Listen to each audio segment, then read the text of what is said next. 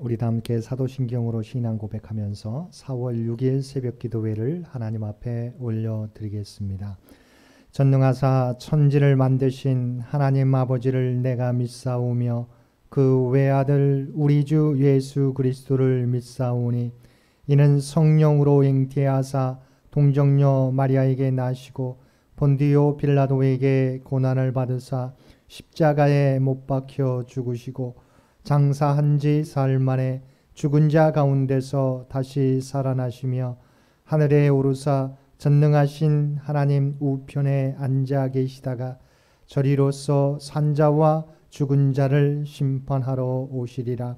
성령을 믿사오며 거룩한 공회와 성도가 서로 교통하는 것과 죄를 사하여 주시는 것과 몸이 다시 사는 것과 영원히 사는 것을 믿사옵나이다. 아멘. 우리 다 함께 찬송 373장 통합찬송가 503장 통합찬송가 503장입니다. 373장 통합찬송가 503장.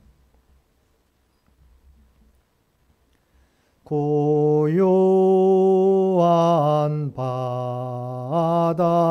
바다로 저 천국 향할 때 주 내게 순풍 주시니 참 감사합니다.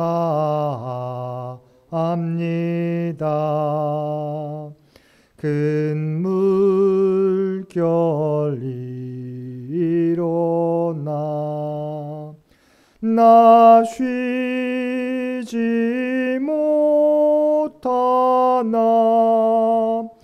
이 풍랑으로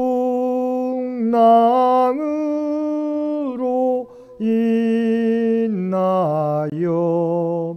더 빨리 갑니다. 내 걱정 근심을 쉬옵게 하시고 내 주여 얻은 영혼을 곧 밝게 하소서. 이 세상 고락감 주 뜻을 본받고 내 몸이 의지 없을 때 큰 믿음 주소서.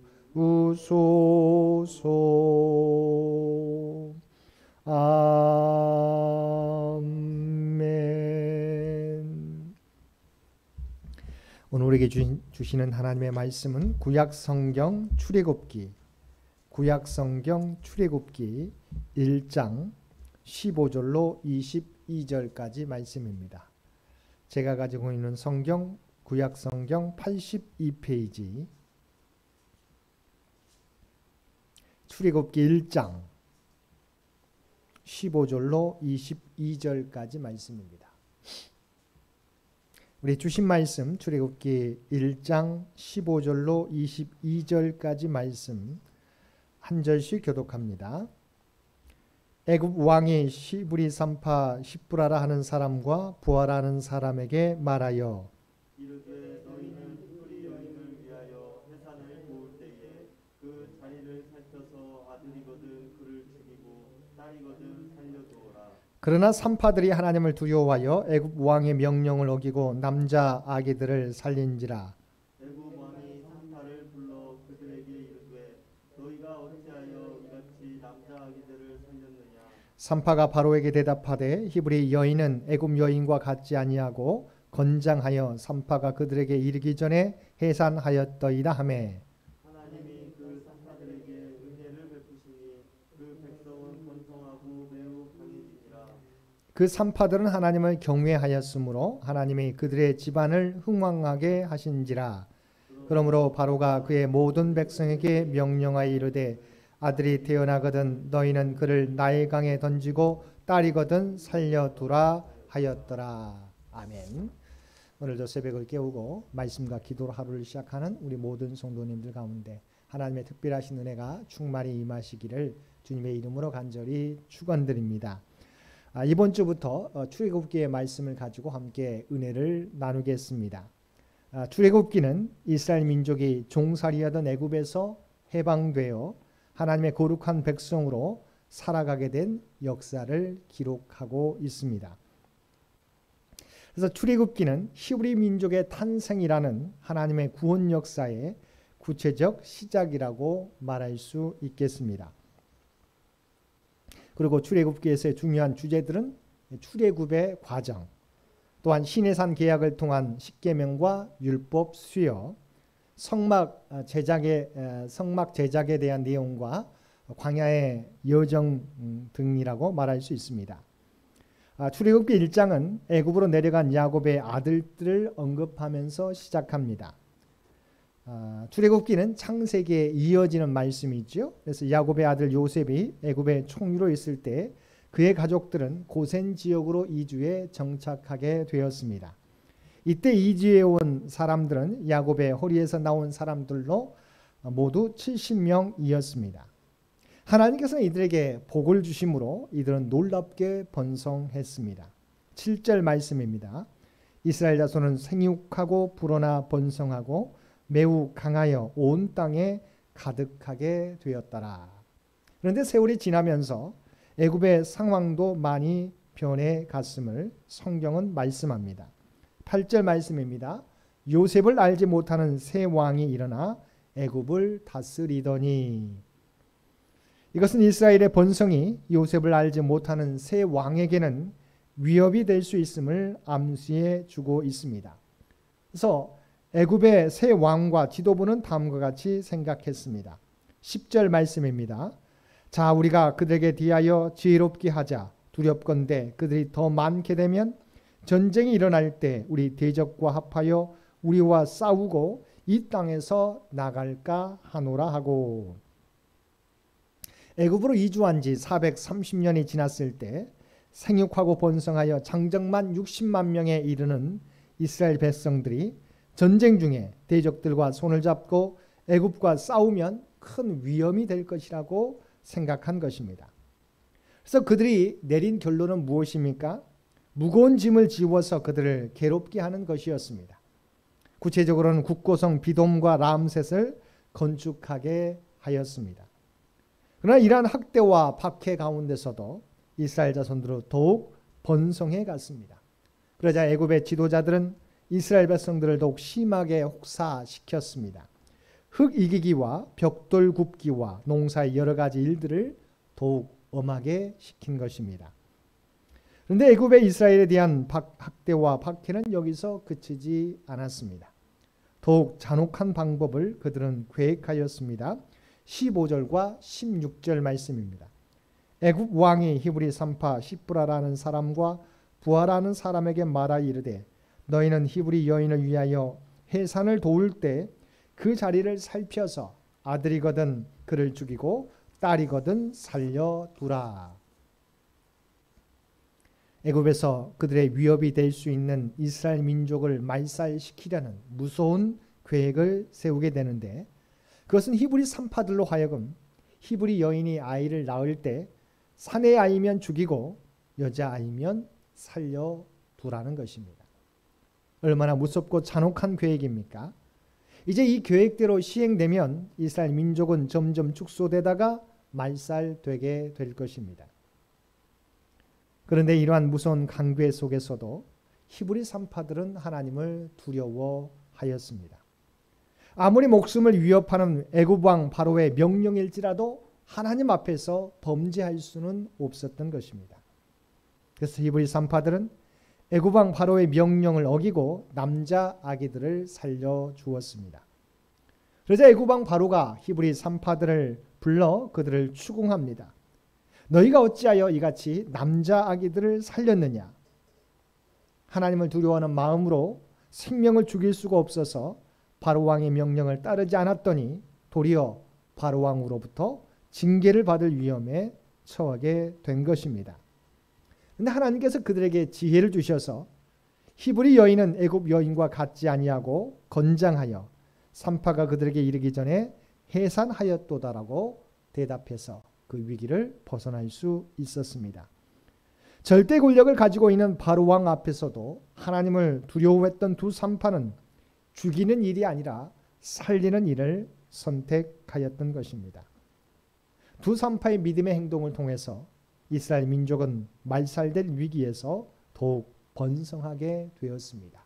20절 말씀입니다. 하나님이 그 산파들에게 은혜를 베푸시니 그 백성은 번성하고 매우 강해지니라. 아무리 어려운 상황을 만날지라도 하나님을 경외하는 가운데 행하면 우리를 통해서 하나님의 구원 역사가 나타나게 되는 것입니다. 뿐만 아니라 하나님을 경외하는 두 산파의 집안도 하나님께서 흥왕하게 하셨다고 말씀하고 있습니다. 21절 말씀입니다. 그 산파들은 하나님을 경외하였으므로 하나님이 그들의 집안을 흥왕하게 하신지라.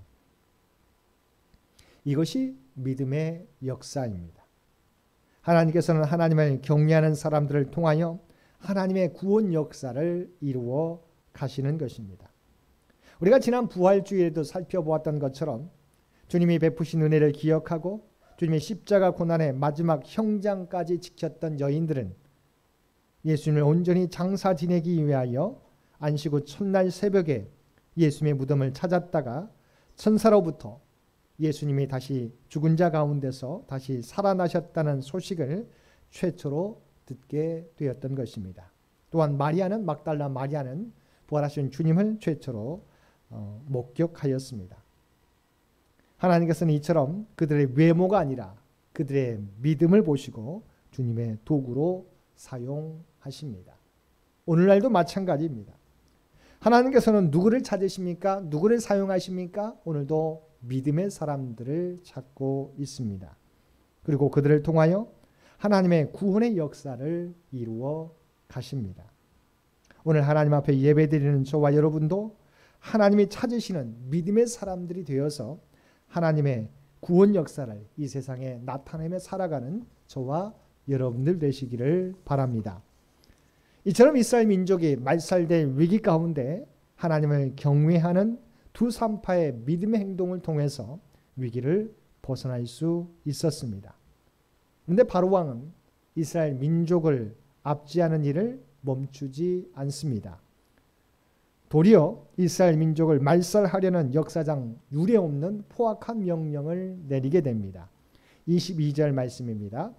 그러므로 바로가 그의 모든 백성에게 명령하여 이르되 아들이 태어나거든 너희는 그를 나일강에 던지고 딸이거든 살려두라 하였더라. 이제까지는 간접적으로 그리고 드러나지 않는 방법으로 이스라엘 민족을 말살하려는 정책을 펼쳤습니다. 그러나 이제부터는 공개적으로 이스라엘 민족을 말살하는 정책을 펼치고 있는 것입니다. 여기에는 두 가지 의도를 가지고 내린 명령이었습니다. 첫 번째는 정치적인 의도로 이스라엘 민족을 말살하려는 정책의 일환으로 내려진 명령이었습니다. 두 번째는 종교적인 의도였습니다. 당시 애굽 사람들은 많은 신들을 섬겼는데 나일강도 그들의 신 중에 하나였습니다. 그리고 나일강을 숭배하였던 것입니다. 생명의 근원이라 여긴 나일강에 히브리 남자 아기들을 제물로 바침으로 자신들에게 닥친 문제를 해결하는 의도가 있었던 것입니다. 그런데 하나님께서는 이러한 절체절명의 위기 또한 하나님의 구원의 역사로 바꾸셨습니다. 우리가 잘 알고 있는 것처럼 이러한 때 모세라고 하는 아이가 태어나고 이 아이도 나일강에 던져져야 될 운명이었지만 그의 부모의 지혜를 통하여 갈대 상자에 담아 나일 강가에 띄어 보낼 때 바로의 딸인 공주가 모세를 양아들로 삼아 바로의 궁전에서 자라가게 하셨던 것입니다. 하나님께서는 그러한 모세를 출애굽의 지도자로 세워 이스라엘 민족을 약속의 땅으로 인도하는 일꾼으로 삼으셨던 것입니다. 사랑하는 성도 여러분, 이처럼 하나님께서는 믿음의 사람을 하나님의 구원 역사의 일꾼으로 사용하십니다. 그리고 아무리 감당하기 어려운 상황이 온다 할지라도 하나님께서는 그것조차도 합력하여 선을 이루도록 인도해 주시는 것입니다. 하나님의 구원 역사를 이루어가는 과정으로 삼으신다는 것입니다. 이 믿음으로 어떠한 문제와 상황이 우리 앞을 가로막을지라도 절망하기보다 하나님의 인도하심을 믿고 믿음 가운데 행하며 나아가시는 저와 여러분 모두가 되시기를 주님의 이름으로 간절히 축원드립니다. 함께 기도드리겠습니다. 사랑하는 충만하신 아버지 하나님, 하나님께서는 이스라엘 백성들이 몰살당한 위기 가운데서도 믿음 있는 두 믿음의 산파를 통하여서 그 위기를 벗어나게 하신 줄로 믿습니다. 또한 정말 모든 사내아이가 죽음을 맞이할 상황 가운데서 하나님께서는 모세를 건져주시고 민족의 지도자로 삼아주신 줄로 믿습니다. 이와 같이 아버지 하나님, 우리 모두가 이 땅에서 어떠한 어려운 일을 당할지라도 믿음의 사람들이 되게 하여 주옵소서. 또한 모든 것이 합력하여 선을 이루도록 만드시는 하나님이심을 믿게 해 주시고 절망적인 상황 가운데서도 절망하기보다 하나님의 구원의 역사를 바라볼 수 있는 우리 모두가 되게 하여 주옵소서. 또한 이 민족 가운데 함께해 주시어서 지금까지 지켜주신 줄로 믿습니다. 하나님께서 이 민족과 이 나라를 주의 뜻 가운데서 인도하여 주옵소서. 창현재단을 주의 도구로 삼아주시며 이 세상 가운데 소망이 되는 우리 창현재단이 되게 하여 주옵소서. 각자의 삶의 자리에서 그리스도의 빛을 드러낼 수 있는 우리 모두가 되게 하여 주옵소서. 오늘도 우리의 모든 형편과 기도의 제목을 아시는 주님, 주님을 의지하며 간구하며 나갑니다. 아버지 하나님, 각 사람의 기도 가운데 함께해 주시고 응답하여 주옵소서. 특별히 육신이 연약한 자 하나님께서 구원의 손길을, 치유와 회복의 손길을 허락하여 주옵소서. 물질로 어려움을 당하는 자 하나님께서 이 위기도 극복할 수 있는 힘과 지혜를 허락해 주실 뿐만 아니라 장차 하나님의 풍성한 은혜를 모두 경험케 하여 주옵소서. 흩어져 있는 가족들과 선교사들께서 기억하여 주시옵소서. 아버지 하나님, 눈동자와 같이 지켜주시며 또한 그들을 통하여 하나님의 놀라운 구원의 역사가 나타나게 하여 주옵소서. 사랑하는 자녀손들 일일이 기억하여 주옵소서. 이 위기 가운데, 이 코로나 위기 가운데 믿음을 잃어버리지 않게 되기 원합니다. 또한 하나님 주신 꿈과 비전을 향해 달려가게 될 때 편입을 준비하는 귀한 학생, 또한 우리 고3 수험생들을 기억하여 주시고 그들의 땀과 노력이 헛되지 않고 아름다운 열매로 결실을 갈 수 있도록 귀한 은총 허락하여 주옵소서. 오늘도 우리에게 복된 하루를 허락해 주신 것 진심으로 감사드립니다. 우리와 동행하여 주시옵시며 또한 이 세상 가운데 그리스도의 빛을 드러낼 수 있는 우리 모두가 되게 하여 주옵소서.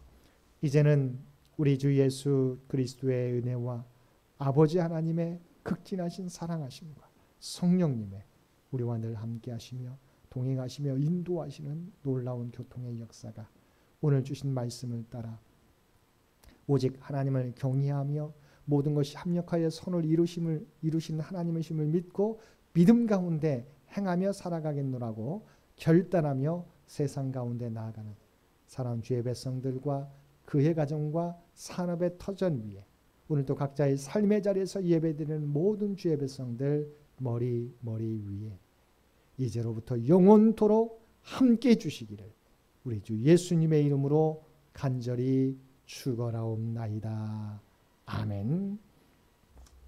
여러분 기도하실 때 오늘 주신 말씀을 위해서 이 나라 이 민족을 위해서 창현재단을 위해서 창현의 가족들을 위해서 기도해 주시고 각자의 기도 제목 가지고 하나님 앞에 더욱더 가까이 나아가시기를 바랍니다.